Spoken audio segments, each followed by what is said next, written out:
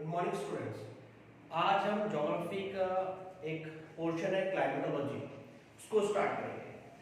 Geography climatology को start करने से पहले कुछ बेसिक टर्म्स हैं, कुछ बेसिक चीजें हैं जिसके बारे में अगर पता चल जाए तो ज्योग्राफी इजी हो जाती है।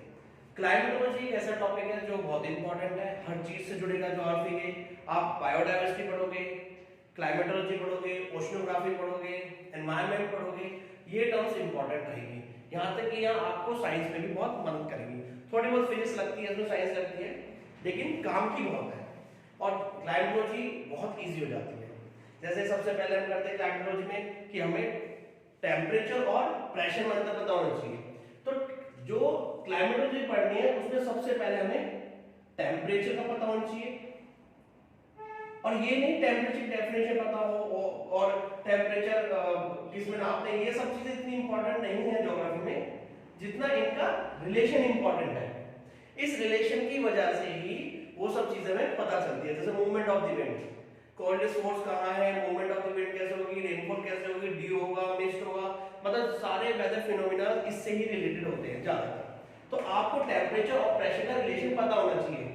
आपको पता है कि टेम्परेचर और प्रेशर ये आप ये समझ लीजिए इनवर्सली प्रोपोर्शन है। हम इसको ऐसे कर सकते हैं, ये एक दूसरे के इनवर्सली प्रोपोर्शनल है। इसका मतलब ये होता है कि टेम्परेचर मान लीजिए दो तरह के होते हैं, या तो आपको हाई टेम्परेचर मिलेगा या लो टेम्परेचर मिलेगा। तो अब मैं इसको ऐसे लिख सकता हूं, या तो आपको हाई टेम्परेचर मिलेगा या आपको लो टेम्परेचर मिलेगा। वही प्रेशर भी दो तरह के होते हैं, या तो आपको हाई प्रेशर मिलेगा या आपको लो प्रेशर मिलेगा। इसका मतलब ये हो गया कि अगर कोई एरिया है ए और यहां पर हाई टेम्परेचर है तो इसका मतलब यहां पर लो प्रेशर ऑटोमेटिकली ही जनरेट हो जाएगा। फॉर एग्जांपल कैसे, देखिए अब ये समझ कि जहां भी हाई टेम्परेचर है वहां लो प्रेशर होगा, जहां भी हाई प्रेशर है वहां लो टेम्परेचर रहेगा। जैसे आप मान के चलिए कि जो हवा होती है, हवा एयर, या आप इसको फिलहाल विंड भी लिख दीजिए, एक ही बात है। ये भी दो तरह की होती है। जैसे हवा या तो आपकी गर्म होगी, वार्म एयर या विंड, या आपकी ठंडी होगी। हवा या तो आपकी गर्म होगी या ठंडी होगी। जो हवा गर्म होती है उसका बहुत कम वेट होता है, लाइट इन नेचर होती है, वो बहुत हल्की होगी। जो कोल्ड एयर होगी ये as compare to warm air ये थोड़ी हैवी होगी। इसका मतलब ये हो गया कि अगर मैं बोलूं गर्म पानी, भाप बनी, भाप हमेशा ऊपर को उठ के जाएगी। कहने मतलब ये कि अगर पानी है और इसको हाई टेम्परेचर दिया जाए तो वाटर वेपर्स हल्के होंगे क्योंकि वार्म एयर है और ये आसमान की तरफ जाएगी। इसका मतलब ये हो गया जो हवा यहां पर थी वो भी इसकी वजह से गर्म हुई, गर्म होने की वजह से धीरे धीरे वो ऊपर उठने लगी। और जो कॉन्सेंट्रेशन ऑफ विंड या कॉन्सेंट्रेशन ऑफ एयर है इस इलाके में वो बहुत कम हो गया। इससे क्या सिद्ध हुआ, जो यहाँ हाई टेम्परेचर जो हमने दिया उसकी वजह से इसके इर्द गिर्द वातावरण में यहाँ पर लो प्रेशर हवा जो थी या हवा का प्रेशर कम हुआ क्योंकि हवा उठ के ऊपर को चलेगी। तो जहां भी हाई टेम्परेचर होगा वहीं लो प्रेशर ऑटोमेटिकली जनरेट हो जाएगा। ये बात समझ गई। यही पूरा फिनोमेना लगता है पूरी क्लाइमेटोलॉजी में। आपको कहीं टेम्परेचर ज्यादा मिला वहां ऑटोमेटिकली लो प्रेशर जनरेट हो जाएगा। ठीक है, अब ये चीजें ऐसे ही आती है आपकी पूरा। अभी फॉर्मेशन ढंग से इसको देखते हैं।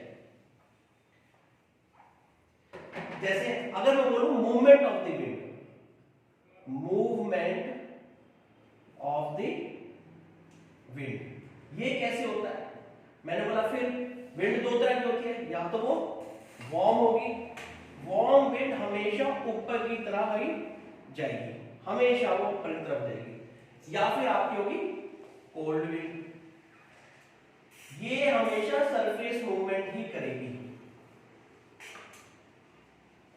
अब ये कैसे होती है देखिए, ये चीज समझना कि वार्म विंड हमेशा ऊपर की तरफ जाएगी, हल्की होती है। कोल्ड विंड हमेशा सरफेस मूवमेंट करेगी, इसे बोलते हैं हॉरिजॉन्टल मूवमेंट, इसे बोलते हैं vertical movement of the wind. vertical movement of the wind occurs due to high temperature, whereas horizontal movements occur due to pressure gradient, pressure में अंतर के कारण। ठीक है, जैसे आप समझिए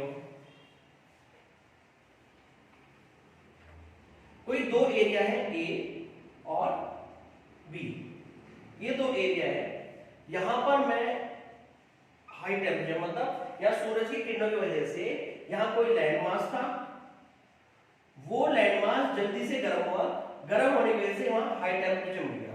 हाई टेम्परेचर होने की वजह से जो इर्द गिर्द की हवाएं थी वो भी गर्म होगी, वार्म एयर। ये जो वार्म एयर इस इलाके में हुई, इसकी वजह से यहां पर हवा का मूवमेंट ऊपर की तरफ हो गया, जिसे कहते हैं वर्टिकल मूवमेंट ऑफ विंड। और यहां का जो हवा थी वो थोड़ी कम होगी, concentration of wind eight a land mass is less. अब क्या होगा, जो दूसरा क्षेत्र है जहां पर हाई टेम्परेचर जाता है तो यहां पर इसके मुकाबले टेम्परेचर कम होगा, तो इसका मतलब यहां मैं लो टेम्परेचर लिख देता हूं इसके कंपैरिजन में। तो यहां पर हवा बैठी हुई मिलेगी, आपको बहुत हवा मिलेगी, कॉन्सेंट्रेशन ऑफ विंड और एयर यहां ज्यादा होगा। तो ये हवा क्या करेगी, जहां से ज्यादा है हाईयर कॉन्सेंट्रेशन से लोअर कॉन्सेंट्रेशन की तरफ आएगी हमेशा, तो ये हॉरिजॉन्टल मूवमेंट करेगी, इसको बोलते हैं सरफेस मूवमेंट। और ये कब तक करेगी, जब तक दोनों इक्विलिब्रियम मतलब इक्वल ना हो जाए। ऐसे ही हवा एक जगह से दूसरी जगह चलती है, इसी को बोलते हैं प्रेशर ग्रेडियंट। यहां पर जो प्रेशर था वो हाई प्रेशर था, यहां पे जो प्रेशर था लो प्रेशर था। जो वर्टिकल मूवमेंट ऑफ विंड होता है it always from high pressure to low pressure. हवा हमेशा हाई प्रेशर से लो प्रेशर की तरफ ही जाएगी, तभी मूवमेंट ऑफ द विंड ऐसा होगा। अब जितना अंतर होगा, अब अंतर कैसे वो भी देखते हैं।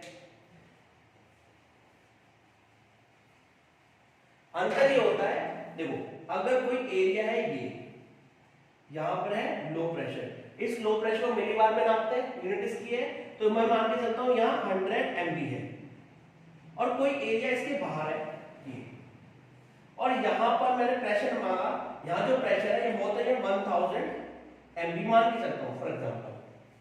तो अब ये जो यहां से हवा यहां को जाएगी 101% जाएगी, लेकिन जो इसकी स्पीड होगी हवा की वो डिपेंड करेगी कि इन दोनों में मिलीबारों में अंतर कितना है। अंतर कितना है, लगभग 900 का। इसका मतलब हवा बहुत तेजी से लो प्रेशर की तरफ आएगी और यहां आंधी तूफान आएंगे। अगर आंधी तूफान आ रहे हैं यहां पे, तो यहां मानिए कि हवा यहां पर जो लो टेम्परेचर क्रिएट कर देगी, तो धीरे धीरे यहां की जो हवा होगी इधर आएगी और यहां भी हाई प्रेशर क्रिएट कर देगी।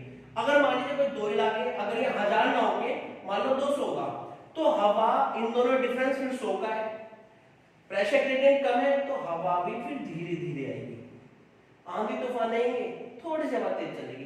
तो जो हवा की स्पीड है it depend on the pressure gradient, जो दो क्षेत्रों में प्रेशर का अंतर होता है। अगर ये बात बहुत अच्छे से समझ गए तो आपको चीजें इजीली समझ आ जाएगी, साइक्लोन समझ आ जाएगा, विंड मूवमेंट समझ आ जाएगी, लोकल विंड समझ आ जाएगी, परमानेंट विंड समझ आ जाएगी, ये सब चीजें क्लियर हो जाएगी। तो आप ये समझ लीजिए आज आपने मूवमेंट ऑफ द विंड समझ लिया, प्रेशर और टेम्परेचर अंतर समझ लिया, यही है हर चीज की बेसिक। उसका फॉर्मेशन ऑफ क्लाउड्स मैं नेक्स्ट वीडियो बना के आपको समझाता हूँ। आई होप आपको समझ में आया होगा। Thank you.